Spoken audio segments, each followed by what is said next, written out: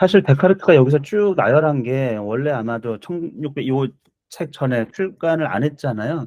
갈릴레오 사건 때문에. 그래서 그 책 이름이 세계 및 빛에 관한 논고인데 아까 그것에 대해서 천체와 이런 얘기를 많이 했어요. 데카르트가. 그렇죠? 65쪽에 보면은 내가 이제 어떻게 최초의 그 진리들로부터 최초의 진리라는 건 앞장에서 다 얘기했던 겁니다. 나에 대한 인식, 내가 존재한다는 거, 그리고 거기서 완전한 존재, 신이 존재한다라는 거, 우리 신이 존재한 어떤 이제 물리 세계, 이것도 거짓 악마나 뭐 이렇게 만들 수가 없다. 뭐 이런 식으로. 그래서 그것이 이제 그래서 모든 것이 완전하고 무한한 존재로부터 이제 왔다라는 인식이잖아요. 그리고 데카르트 이 책에서도 보면은 이 신이 창조를 그렇게 했어요. 무한하게 완전한, 그러니까 모든 완전을 다 갖고 있는 신이 창조했기 때문에 물리 법칙에는요 모순이 없습니다. 자연 세계는 이랬다 저랬다 뭐 일관성이 없거나 이런 게 전혀 없다라는 거예요. 모든 것이 완전하다. 이 법칙 자체가. 그리고 그것을 인간의 이성에게 우리 정신에 신이 심어 주었다는 거예요. 인식을. 우리가 이제 개념을 갖고 있다라는 거는 신이 그러한 관념과 개념을 우리 정신에 집어넣었다라는 거죠. 그 씨앗을, 빛의 이성의 빛의 씨앗을. 이제 그런 관점에서 그것도 이제 신으로부터 이제 나온 거잖아요. 그러니까 연역을 통해 가지고 확립한 건데, 근데 다 보여주지 않겠다고 해서 논란이 되고 있어서 여러 가지에 대해서 그런 것들하고 얽히는 게 원치 않았기 때문에 언급을 안 하고 있습니다. 아마 분명히 뭐 천체 운행과 여러 가지를 했으면 지구가 돈다고 분명히 얘기했을 거란 말이죠. 태양이 어떤 거라는 물질을 이런 것도 얘기했을 텐데 그 두리뭉실하게 얘기하고 그건 출판을 안 해버렸어. 근데 여기서도 데카르트가 굉장히 조심스러운 건 뭐냐면 가정은 지금 우리가 사는 세상, 지구죠. 지구 주변의 어떤 천체, 이거를 상상하지 않았어. 새로운 세상을, 새로운 우주를 신이 창조한다고, 동일한 법칙으로. 그냥 내버려 둔다는 거죠. 그러면은 지금과 같은 똑같은 모습일 거라는 거예요. 그런 것으로 이제 논리 전개를 하거든요. 왜냐하면 논란을 피하고 싶어가지고. 지금 우리가 마주한 세상의 어떤 질서, 법칙 있잖아요. 그것만 둔 채로 놔두면 모든 것이 그런 방식으로 이제 지금 우리가 보는 세상, 우주하고 그렇지 않다라는 거고, 이 식물이나 생명도 마찬가지예요. 그러니까 큰 거부터 다뤄서 데카르트가 중요하게 생각하는 논리의 전개 방식이 연쇄라고 하잖아요. 그러니까 연역을 통해서 한다라는 거는 기하학에서도 마찬가지예요. 이전에 증명한 걸 가지고 토대로 하고 있기 때문에 그 연쇄가 중요한데, 그래서 큰 거부터 시작해가지고 이제 무생물에서 시작해서 생물로 넘어가고 나중에 인간으로 가는 거예요. 그래서 그것도 이제 실험과 여러 가지 연역적 추론을 통해 가지고 밝혀내는 건데 그것도 똑같습니다. 아예 상상을 한 거예요. 그래서 데카르트가 놀라운 거는 처음에 신이 창조할 때 지금 우리가 보는 세상 그대로를 창조했다고 안 한 거예요. 논리가 이해되시죠? 원래 이제 성경적 해석을 옛날 그 신학자들이 했을 때는 지금 모습이 창조 때 모습하고 똑같거든요. 예, 종은 종대로 나누고 뭐 그런 식으로 생각했는데 데카르트는 완전히 다른 가정을 한 거예요. 창조 때 이 모습이 지금이 아니에요. 완전 상상을 통해 가지고 그렇게 법칙을 통해서 만들어진 세상은 결국에는 시간이 흐르면 이와 같다라는 거예요. 근데 그것에 대해서 이제 개략적으로만 설명하고 있고, 무생물, 식물에 대해서 묘사, 동물에 대해서 또 인간의 묘사로 넘어가면서 여기도 똑같습니다. 데카르트가 얘기했던 건 인간도 처음에 창조했을 때 또는 처음에 만들어질 때 그냥 상상을 하는 거예요. 그러니까 지금 우리가 보는 이 물질적 세계를 통해서 한 게 아니고 연역적 추론을 통해 가지고 그렇게 했을 때도 그 기관들이 구조, 우리 신체들 가운데 하나와 완전히 유사하게 만들어 놓았지만 자기 상상을 통해서 똑같다라는 거야. 어차피 내가 상상을 통해서 신이 천체를 만들고 뭐 우주 뭐 행성들을 만들고 하여튼 태양을 만들고 그런 무생물에서 또 식물이나 동물로 인간으로 넘어와도 내가 상상해서 내가 가정해가지고 만들었던 그런 원리들에 의하면 지금 우리 모습하고 똑같다라는 거, 거의 유사하다라는 거. 그 내가 묘사한 것과 다른 물질로 그 신체를 구성하지 않았다고 가정하는 것으로. 이것을 보면은 뉴턴하고 이후에 진화론 같은데 엄청난 영향을 준 걸 알 수가 있어요. 그래서 데카르트의 이 창조론은 연쇄적인, 그러니까 연속적인 창조거든요. 한 번에 완벽한 세상을 만든 게 아니고 시간의 흐름에 따라서 법칙에 의해서 당연히 이렇게 될 수밖에 없는 그렇게 주장을 하고 있어요. 논란을 피하기 위해서 완전히 새로운 세상을 자기가 만든 거예요. 알겠죠? 새로운 세상을 만들어 가지고 논리적, 그럼 신이 최초로 만든 우리가 보는 어떤 법칙 세계에서 만들어지면 모든 것이 이와 같이 될 수밖에 없다. 지금도 과학자들이 많이 하는 겁니다. 태초 우주 시작이 어땠을까? 인류의 기원은 무엇이었을까? 근데 이게 이제 영향을 좀 많이 준 거죠. 어떻게 보면은. 그리고 궁극에는 인간의 이성이 어디에 있느냐 데카르트가 아무리 찾아도 없는 거예요, 신체에는. 동물하고 거의 똑같습니다, 신체적으로. 심장의 구조나. 그러니까 아리스토텔레스 철학도 보면은 어떤 기능과 형태는 굉장히 유사해요. 본질적이라고 본 게 뼈가 이런 형태를 가지고 있기 때문에 기능을 할 수가 있어요. 동물하고 구별할 수 있는 게 데카르트가 살던 당시의 과학으로는 육체적으로는 거의 똑같은 거예요. 정신의 흔적을 어디서 찾을 수 있느냐? 사실 그런 기술이 없잖아요. 이게 이제 시냅스를 본다든지, 물론 이제 뭐 신경절이나 이런 것들이 어디로 가는지 이런 것들은 이렇게 이제 물리적인 구조는 봤겠죠. 근육이나 뭐 혈관이나 현미경이 나오기 전, 또 이렇게 화학적 반응을 정확히 우리가 해석하기 전, 그러기 때문에 데카르트는 결국에는 이제 이성은 신이 창조, 이성적 영혼을 창조했다, 이렇게 이제 얘기를 한 거예요. 그렇게 가정하고 나서야 그것과 관련된 거. 그리고 그렇게 창조했다고 해도 신은 어떤 법칙을 만들었기 때문에 정신, 영혼, 예를 들면 정신이나 영혼이나 똑같은 거의 의미를 쓰고 있거든요. 그게 서로 육체하고 상호작용하는 방법은 이제 제가 설명했다고 하는 식으로, 그런 식으로 이제 넘어갔습니다. 신이 어떤 거를 만들면 그것이 운행하고 법칙적으로 그것이 존재하고 운행하는 그 원리가 있다라는 거예요. 아무것도 없이 그냥 딱 만들어 놓고 아무 의미도 없이 그냥 운행의 법칙이나 그런 게 없는 게 아니고, 그러니까 그게 천체를 만들고 우주를 만들고 운행하고 무생물이나 인간이나 모든 것에 동일하게 적용되는. 왜? 그 근거는 무한한 완전성. 이게 무한한 완전성을 갖고 있는 존재이기 때문에 그래요. 어떤 것에서도 모순을 일으키지 않는다. 이게 이제 엄청난 영향을 많이 준 겁니다. 자연에는 창조와 법칙, 신이 만든 것이고 그 법칙을 인식할 수 있게끔 우리 정신에 이성이라는 걸 각인시켜놨어요. 우리나라에서 보면은 데카르트의 방법 소설에 있는 기하학이나 광학이나 기상학을 번역 자체가 안 돼 있어요. 약간 데카르트의 자연학에 대해서는 그렇게 광범위하게 다루지를 않고 있어요. 그러니까 이제 약간 형이상학적인. 근데 데카르트가 하고 싶은 건 저는 확실하게 수학과 과학이거든요. 행위상학적인 어떤 주제를 논하고 싶었던 건 아닌 것 같고, 그건 어쩔 수 없이 이 세상에 대한 탐구를 하면서 논할 수밖에 없었던 거고. 근데 이제 철학적으로 보면은 그게 훨씬 더 형이상학적인 어떤 어프로치, 인간의 주체, 그 개인에 대한 뭐 그런 중요성, 그리고 의심하는 주체로서의 인간, 이제 근대를 열었기 때문에 철학자들은 그런 얘기를 많이 하는데, 저는 아무리 봐도 그 이후의 영향은 라이프니츠하고 그 뉴턴이에요. 데카르트의 세상을 바꾼 거는. 그냥 데카르트만 있다고 하면은 별게 아닌데 아닐 수 있죠. 뭐 사실은 그 파괴력이라는 게. 근데 그 이후에 뉴턴하고 라이프니츠가 수학과 과학에서 또 어마어마한 작품들, 그러니까 영향력을 끼치거든요. 근데 여기 고스란히 그 영향이 데카르트에게서 온 거예요. 근데 그런 부분에 대해서 좀 간과를 하는 것 같아요. 그래서 오늘 제가 조금 그런 부분을 좀 다루면 어떨까 싶습니다. 왜냐하면 우리 철학계에서는 약간 좀 등한시하는 것 같아가지고. 여기 데카르트가 최초의 진리로부터, 그러니까 나에 대한 인식과 존재와 그다음에 신의 존재, 이런 것들로부터 이제 연역해가지고 다른 진리들을 연쇄했는데, 그걸 보여줄 거라고 했는데 다 보여주지 못했고, 데카르트가 뒤에서도 보지만 실험의 중요성 같은 것도 얘기해요.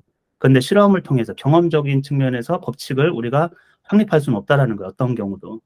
두 가지가 이제 상호작용을 하게 되는데, 하나는 이제 인간의 능력이 제한이 있기 때문에 모든 것을 신의 영역에 가지 않는 한에서는 신의 의도를 알고 연역해서 이러할 거라고 할 수가 없어요. 그래서 이성에 우리 한계가 있고, 그래서 예를 들면 중력에서 보면은 거리 제곱에 반비례하지 않습니까? 무게에는 비례하잖아요. 이런 것들은 연역을 통해서 확인할 수가 없어요. 왜 신은 중력에 서로 끌어당기는 힘을 무게의 합으로 하지 않고 무게의 곱으로 했는가? 둘 사이에.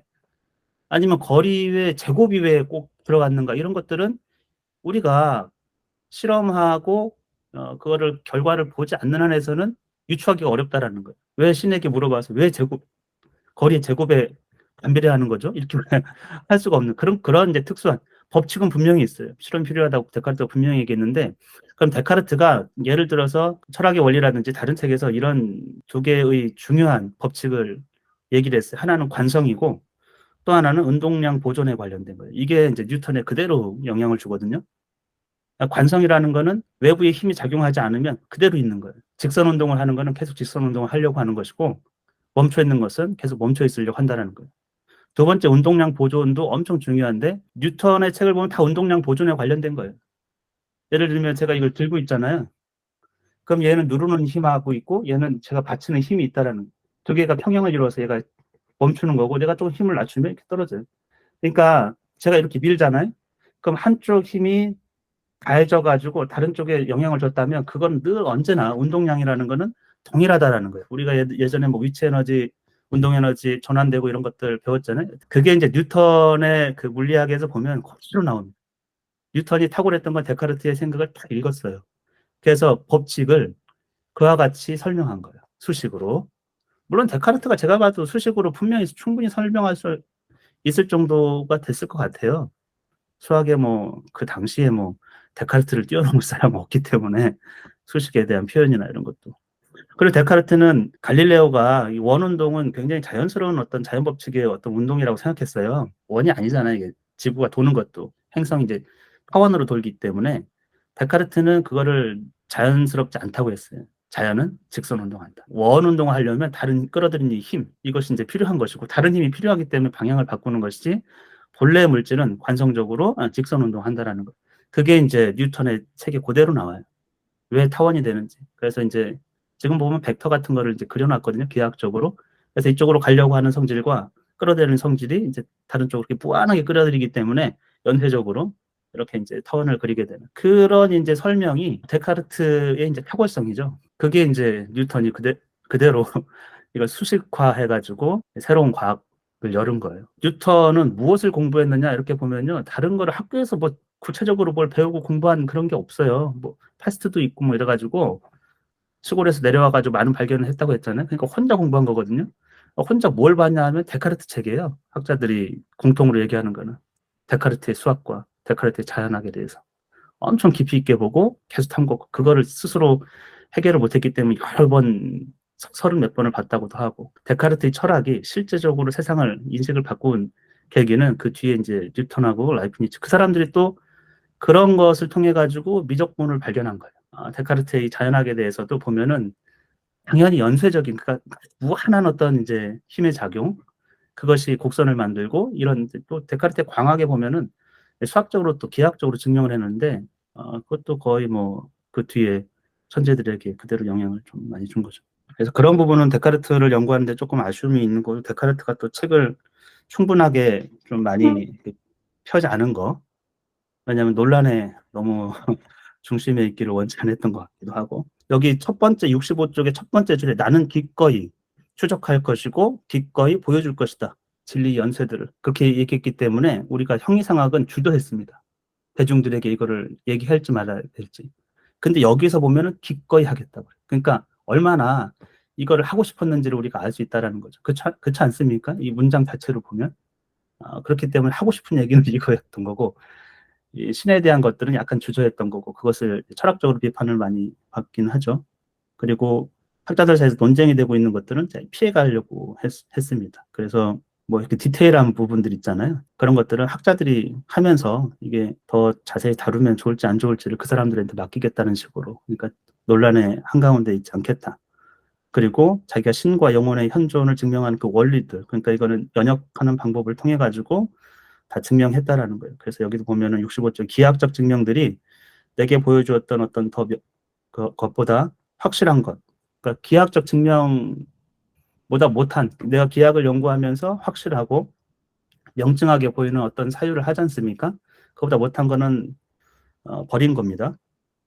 그건 참된 것으로 받아들이지 않겠다. 그러니까 수학적 이제 사고를 한 것이죠, 사실은. 여기서 보면은 자연학에 대해서 거의 그래서 형이사학뿐만 아니고 모든 학문에 데카르트가 자기 방법론을 사용했다. 우리가 이렇게 여기도 괜찮을 것 같아요. 그리고 짧은 시간 동안 굉장히 많은 것들을 자기 법칙을 발견했다라는 거예요. 그래서 66쪽에 가면은 그 법칙들에 대해서 충분히 반성했다라는 건 이제 자기 스스로 생각했다라는 겁니다. 반성은 리플렉션이고 자기가 계속 되생각하는 거예요. 그래서 그 세계 안에서 행해지는 모든 것이 어김없이 지켜지고 있다. 그거 의심할 수 없고 신이 자연에 설정한 것이고 이 문장이 그런 법칙입니다. 신이 세계 안에서 행해지는 모든 것, 어김없이 지켜지는 그 법칙, 그것은 신이 자연에 설정한 것이고 그것에 대한 개념을 우리 영혼에 새겨놓았다. 이렇게 돼 있어요. 그거 이제 아주 유명한 말이에요. 그래서 이 법칙은 모순됨이 없어요. 우리가 모순되게 느껴지지만 실제는 전혀 모순이 아니라는 거예요. 그래서 자기가 이 법칙을 이제 고찰했겠죠. 이전에 자기가 배우기를 희망하고 하여튼 그걸 자기가 발견할 것 같다. 이런 약간 이제 흥분한 문장입니다. 어떻게 보면 그렇죠? 흥분. 요거를 이제 발견하고 얼마나 즐거웠을까 이런 생각이 좀 들긴 하는데, 근데 그 다음에 보면은 몇 가지 고려들로 인해서 발표 못한 논구가 있고, 그래서 거기에 있는 것들을 요약해서 말하겠다. 이미 이제 자기가 준비를 많이 했는데 이 책에서 더 논지에 벗어나기도 하고, 그래가지고 그냥 그 책에서 내가 다뤘던 그런 것들은 이제 얘기를 요약 정도만 한 겁니다.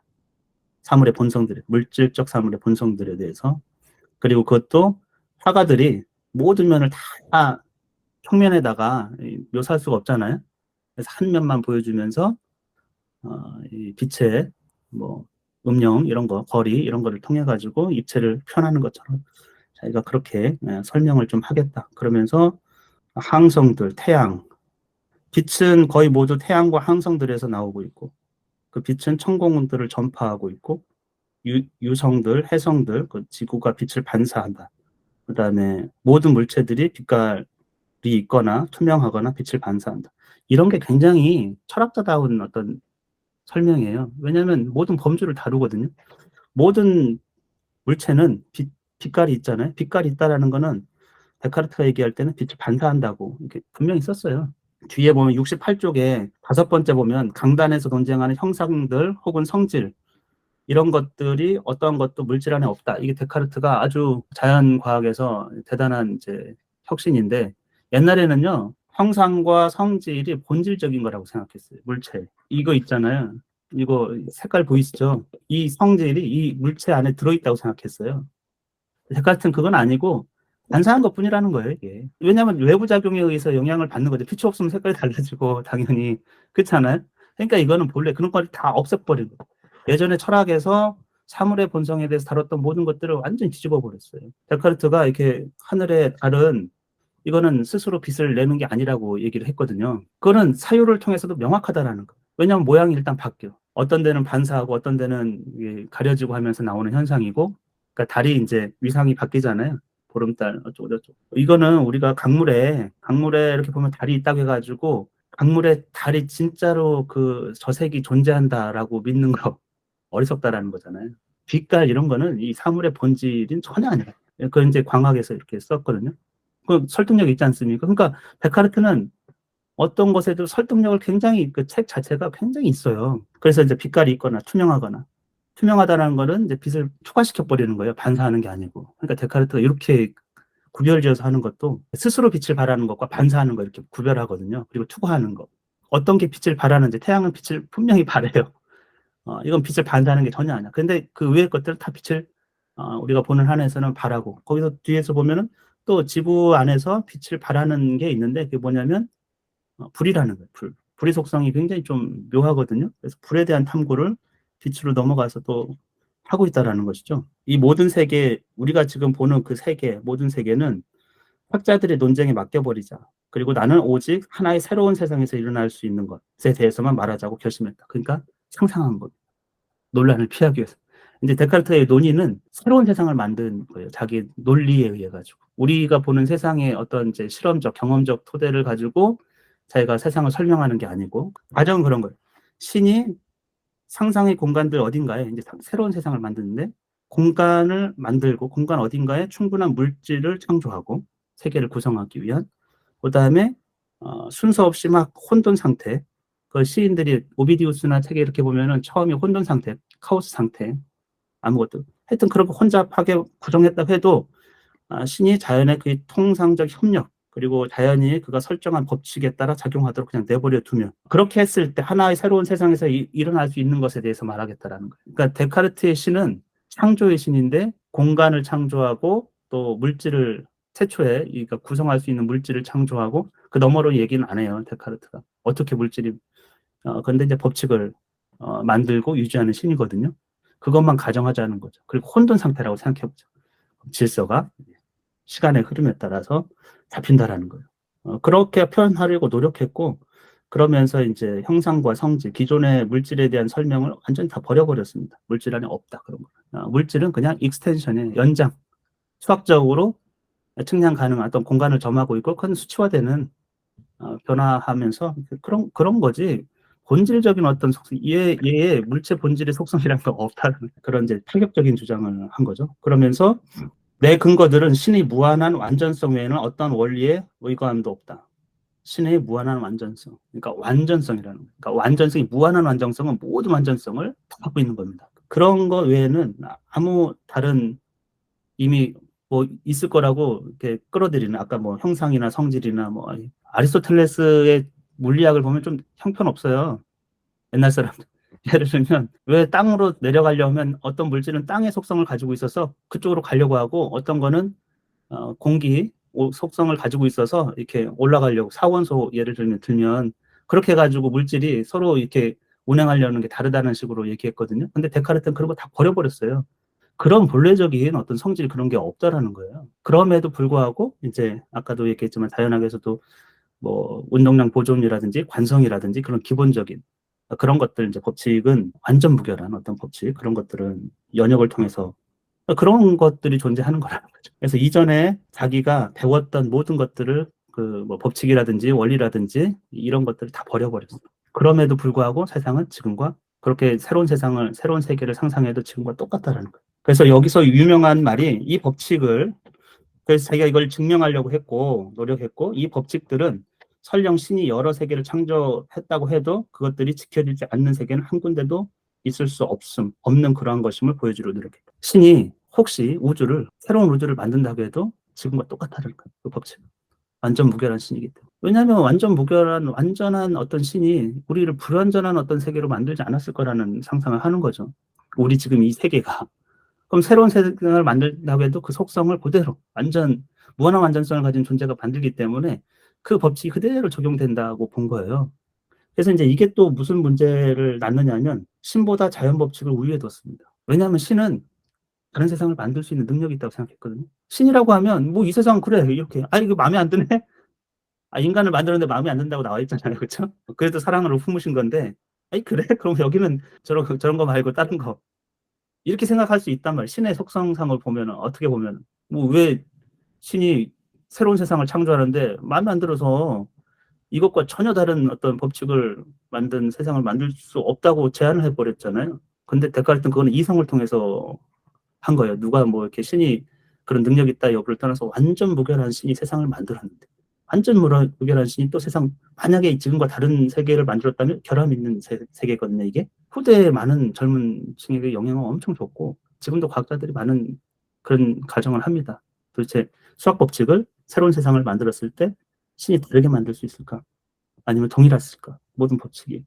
뭐 이런 것들. 그래서 그런 것을 통해 가지고 이제 물질의 배치, 운동 이런 것들을 다 보여주려고 했다라는 거예요, 데카르트가. 빛에 대한 탐구도 이후에 영향을 많이 줬어요. 데카르트가 광학에서 아주 구체적으로 빛에 대해서만 그 빛의 속성과 굴절과 뭐 이런 것들을 그래서 그 뒤에 이제 뉴턴도 빛을 엄청 연구하거든요. 뭐 여러분 알고 아인슈타인도 빛을 연구하면서 이제 상대성 이론이나 물리 법칙을 발견했기 때문에 그런 것에 어떻게 보면 이제 시초이죠. 수학적으로 빛에 탐구한 것은. 빛도 어떤 매질이 있어야 전달된다고 생각했거든요. 열도 매질이 있어야 전달된다고 생각했어요. 진동도 마찬가지고 모든 거는 이제 진동과 같은 거예요. 운동, 에너지 뭐 이런 건데 열이 공기가 지금 저기서 불을 떼면 나한테 느껴지지 않습니까? 뜨거움이 그렇잖아요. 공간이. 그럼 이게 데카르트는 매질이 있어서 그러니까 열을 전달하는 물질이 있기 때문에 나한테 느껴지는 거지 만약에 없어 아무것도 그러면 나는 느낄 수 없다 이렇게 이제 생각하는 거거든요. 그래서 빛도 물질이기 때문에 매질을 통과해 가지고 들어온다고 생각했어요 데카르트는. 그리고 여기 69쪽에 보면은 그렇게 하면서 특수한 이제 지구는 아주 특수하게 이제 지구에 대해서 얘기해. 지구도 이제 특수한 어떤 행성이란 말이죠, 그렇죠? 신은 지구를 구성하는 물질 안에 어떠한 무게도 넣지 않았다고 내가 일부러 가정했음에도 그리고 그럼에도 여전히 그 중심 쪽으로 향하고 있었는지 이제 중력에 대한 궁금증을 자아내는 것이죠. 그 여러분이 잘 생각하세요. 신이 지구를 구성하는 물질 안에 어떤 무게도 넣지 않았다. 상상할 수 있습니까? 여러분 우주선 가면은 무게가 없는 것처럼 느껴지지 않아요? 둥둥 떠다니잖아요. 그렇지 않습니까? 우주 공간을 이런 식으로 생각했어요, 데카르트가. 표현이 그런 거지. 이게 뭐랄까, 무게라는 것도 사실은 이게 절대적 물질의 속성이 아니라는 거예요, 데카르트 얘기는. 그러니까 사람들은 다 무게라는 것도 고유 속성이라고 생각하지만 그런 거 없어, 데카르트 얘기는. 그래서 이제 없다고 상상을, 이제 표현을 그렇게 한 것이죠. 지구도 어떻게 보면 우주 공간에 붕붕 떠 있으니까 무게가 없다고 느낄 수도 있지 않겠습니까? 표현상으로는. 인간도 우주 공간에 나가면 붕붕 떠다녀가지고 이게 뭐 무게를 잴 만한 없어요. 이제 이런 거를 이제 상상하는 거거든요. 이거를 상상해야 우주의 전체 운행에 대해서 법칙을 발견할 수 있어요. 그러니까 이런 가정, 가설.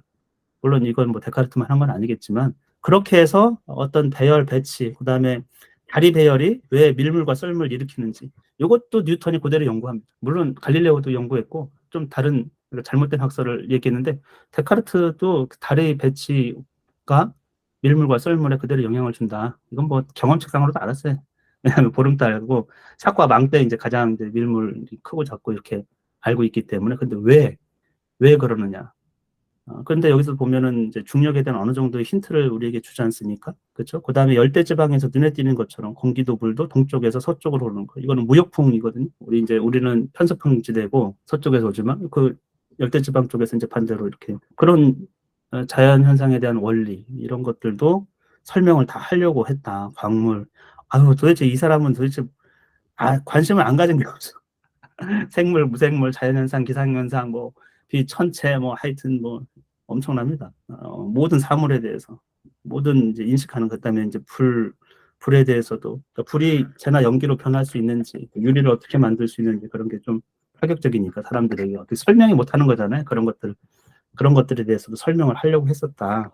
그래서 70쪽에 보시면, 그러면 이제 데카르트가 이렇게 얘기하면은 또 오해를 많이 받습니다. 그래서 이렇게 70쪽 세 번째 문장에 보면, 그럼에도 불구하고 이 모든 것들로부터 이 세계가 내가 제안한 대로 창조되었다라는 것을 끌어내고자 하지 않았다. 왜냐하면 태초부터 신은 이 세계가 이럴 수밖에 없도록 만들어졌다는 것이 훨씬 더 그럴 법하기 때문이다.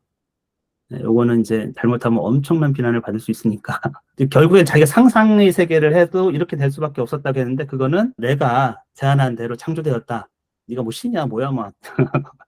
근데 그런 게 아니고 결국에는 신이 세상을 이렇게 만들 수밖에 없다. 신이 지금 이 세계를 보존하는 작용은 그가 이 세계를 작용한 작용과 전적으로 동일하다. 그래서 연속적 창조론이, 데카르트를 보면은 진화론적 흔적을 많이 볼 수 있어요. 과학적인 접근 방법인데 71쪽에서도 보면은 두 번째 줄에 있잖아요. 물질적인 모든 사물이 시간을 흐르면서 현재 우리가 보고 있는 그런 것이 것들로 될 수 있다. 한번 창조돼가지고 그대로 있는 게 아니고 변화, 시간의 흐름에 따라서 이렇게 변화됐다라는 주장을 하는 것이죠. 그리고 물질적 사물의 본성은 그것들을 완전히 행해진 것으로 고찰할 때보다, 그러니까 한번 창조되어서 그대로 고착되는 것이죠. 그런 것보다 그것들을 그런 식으로 조금씩 생겨나는 것으로 볼 때 훨씬 더 쉽게 이해가 된다. 합리적으로 설명할 수 있다는 얘기예요. 이게. 왜냐하면 한번 창조됐을 때 그 모습이면 너무 모순이 많기 때문에 화석 증거물 보면 지금 사는 거하고 너무 다릅니다. 모든 것이 다. 동식물의 사이즈, 뭐 구성, 막 그런 것들도 다 다르고 그 애들은 왜 없지? 당연히 질문이 되잖아요. 물론 이때 당시에도 화석 같은 것들은 있었을 것 같다는 생각이 좀 들고, 그래서 이제 세상을 설명하는 방식을 이제 데카르트가 또 제안한 것이죠. 그러면서 동물과 이제 무생물에서 식물, 동물 쪽으로, 그러니까 자연스럽게 이게 이제 순서로 보면은 세계 창조에 대한 얘기를 계속 하는 겁니다. 그래서 큰 거부터 해가지고 결국에는 이제 사물들, 식물, 그다음에 인간 이런 식으로 쭉 연역을 하고 있는 거죠. 근데 여기서도 데카르트가 똑같은 법칙을 썼다는 거예요. 결과를 원인을 통해 증명하겠다. 이게 뭐냐면은 인과관계에서 원인을 통해 증명하는 거. 원인을 통해서 그 결과를 거꾸로 얘기하는 게 아니고 그게 이제 연역법입니다. 먼저 선행되는 어떤 논리를 통해서 그 결과를 증명하겠다라는 거고, 실험은 거꾸로 해요. 결과를 통해서 원인을 규명하는 거. 데카르트가 지금까지 이 책에 자기가 자연학을 할 때는 두 가지를 다 쓰는데, 뭐 지금까지도 그렇지만 생물, 뭐 무생물도 마찬가지 연역적 방법으로도 추론을 해보겠다, 뭐 이런 식으로. 근데 그 한계를 분명히 알았기 때문에 두 가지를 다 써요. 그래서 데카르트는 이제 가설 또 실험에 대한 모델을 제시합니다. 이성의 한계로 인해 가지고 가설을 세우고 실험을 통해서 확증하는, 그렇게 될 수밖에 없다, 이런 식으로. 그렇게 해서 똑같이 나는 신이 한 인간의 신체를 우리 신체들 가운데 하나와 완전히 유사하게 만들어 놓았지만, 그 다음에 내가 묘사한 것과 다른 물질로 그 신체를 구성하지 않았다고 가정한다. 그러니까 자기가 또 새로운 세상 뭐 창조를 하는 거니까, 그러니까 똑같아질 수밖에 없었다라는 거예요. 그리고 거기 식물적 영혼이나 감각적 영혼 이런 거 다 이제 옛날 아리스토텔레스에 보면은 식물적 영혼은 영혼이라고 표현했는데 이상하잖아요. 성장하는 겁니다. 생장하는 거 있잖아요. 기본적으로. 그런 것들이 이제 옛날에 알 수가 없었어요. 왜 식물이 자라는지를. 왜 인간은 호흡을 하고 그 원리가 뭐야 도대체. 이건 이성에 작용하고 전혀 상관없잖아요. 그래서 이제 기본적인 생리적인 그런 것들은 이제 어떤 정념이나 어떤 이제 영혼이 있다고 본 거예요. 그래서 이제 식물적 영혼이고, 이제 감각적인 건 동물적 움직이고, 뭐 냄새 맡고, 뭐 이런 것들. 그다음에 이성적. 그러면 또 하나가 남은 게 이성적 영혼이 이제 인간이 갖고 있는 정신이죠. 이 추론하고 삼각 거짓을 구별하고. 근데 그거는 신체 안에 넣지 않았다. 단지 빛 없는 불들 가운데 하나를 심장이 켜놓았다고 가정하는 것으로 만족했다. 데카르트가 신이 뭔가를 심장이 켜놨다고, 그러니까 약간 이제 시적 표현을 쓰긴 했지만 관리한 건 아니고 그런 씨앗 하나를 이렇게 넣은 것처럼. 근데 거기 또 이제 빛 없는 불이라고 했는데 어떻게 보면 열입니다. 불의 속성도 빛이 있는 거 있고 빛이 없는 거 있고 열만 있는 거 있고 그러면서. 근데 그것은 그 빛이 없는 불이라는 건 열이죠. 건초를 밀폐해 두면 뜨겁게 되지 않습니까? 이거는 발효가 되기 때문에 미생물의 작용에 의해 가지고. 그다음에 포도주 찌꺼기 놓으면 부글부글 이렇게 발효가 되는. 그때 엄청난 열이 나요. 그럼 건초 자체를 이렇게 노지에다 쌓아놓고 이렇게 해보면 뭘 덮어놓고 그러면 한 70도 정도까지 열이 올라가거든요. 왜냐하면 그 안에 미생물이 계속 대사작용을 해요. 자기가 먹고 싸고 활동을 하고. 데카르트의 관심은 그런 거죠. 우리 신체의 열은 어떻게 해서 생겨나는가, 열은 어떻게 해서 보존되는가 궁금하지 않습니까? 이런 거 그러니까 우리가 경험하는 세상에 대해서는 그냥 굉장히 편한 방식은 신이 그렇게 만들었으면 이성을 활용 안 합니다. 궁금해할 것도 없어요. 원래 그렇게 만들어졌고 그렇게 돼 있으니까. 근데 데카르트는 다 뒤집어 버렸거든요. 그러니까 상상 자체도 그것이 아닌 것처럼. 그러면은 그것이 데카르트가 유추하기는 그런 뭐 미생물의 작용이나 하여튼 발효되는 과정에서 열이 나는 것처럼 우리 몸 안에도 그런 열하고 이제 우리 몸의 열도 똑같다라는 거예요. 과정 자체를 그렇게 해도 전혀 모순이 안 된다. 맞는 말입니다. 우리 신체가 계속 에너지를 쓰고, 그러니까 양분을 흡수하죠. 흡수해서 에너지를 내거든요. 그 신진대사를 하면서 열이 나는 거예요. 그리고 이제 열을 이제 조절하고 이런 것들도 다. 뭐 데카르트 그것까지는 몰랐겠지만 유사하다라는 거예요. 생물이 열을 내는 방식 이런 것들이. 점차적으로 그렇게 보면 단순한 것에서 복잡한 것으로 나아갈 수 있다라는 거예요. 그런 방식으로 세상이 한 번에 만들어진 어떤 창조 순간의 세상이 아니고 신은 한 번 만들고 무관심하게 보는 게 아니고 계속 연속적으로 세상에 변화를 주고 질서를 유지하고 똑같은 힘으로 법칙을 세우고 그런 그냥 완전한 무한한 완전성을 가진 자연 법칙 안에서는 모순이 없습니다. 절대적으로. 모든 것이. 그래서 우리가 그 이성을 통해 가지고 그 법칙을 깨달을 수 있다라는 게 이제 데카르트의 이 주장이고, 이제 이성의 한계 때문에 신의 생각을 온전히 알지 못하니까 실험을 통해 가지고 특수한 관계들을 우리가 해석할 수가 있다. 물론 신적인 능력이 있으면 모든 걸 연역해 가지고 의도를 다 알고 하겠지만 인간은 그럴지는 못한다는 거예요. 그래서 육부에서 보면은 실험의 중요성이나 뭐 이런 것들, 이 책을 내게 된 동기 이런 것들을 쓰고 있어요. 재밌죠. 근데 이런 부분들이 데카르트 철학을 할 때는 굉장히 간과돼요. 그래서 제가 뭐 유튜브나 다른 것을 많이 보면은 데카르트의 수학이나 자연학에 대해서 다 패스해요. 깊이 있게 안다고. 근데 모순이 있긴 하지만 이게 어떻게 보면 저는 철학 자체보다도 그 후대 바로 뒷사람이거든요. 뉴턴과 라이프니츠는. 뒷사람들이 세상을 바꾼 거예요. 그 뒤로는 완전히 달라졌기 때문에 이 사람들이. 그 두 사람에게 정말 절대적인 영향을 줬어요. 다른 사상가에게 영향을 엄청 준 게 아니고. 그 다음 세대 젊은 세대가 데카르트의 그 철학과 자연학에 대해서 수학에 대해서 어떻게 생각했는지 우리가 알 수가 있어요. 기성세대들은 반발하고 약간 이제 욕하고 뭐 그랬다고 치면은 젊은 세대들은 이게 합리적인 설명이 있다라는 그래서 더 깊이 탐구하는 그런 계기를 마련했고, 그래서 이제 데카르트가 저는 근대 철학의 아버지, 철학자로서 인식되는 거 못지않게 수학이나 과학에서 데카르트가 좀 나이가 좀 더 오래 살고 그랬으면은 또 자기가 수학적으로 이걸 증명해야겠다, 그러니까 표현을 해줘야겠다.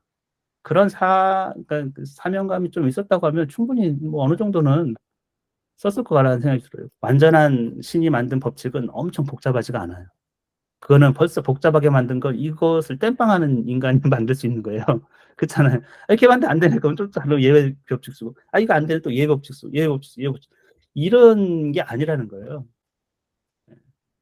그러니까 결국에는 인간의 이성으로 방법 소설을 쓴 그 동기가 정확히 맞아떨어졌어요. 왜냐하면 6부에서 나올 거거든요. 자기 책을 읽는 후대 사람들. 기존의 학자들 비난이나 그 사람들의 동의를 얻으려던 게 아니에요. 데카르트는.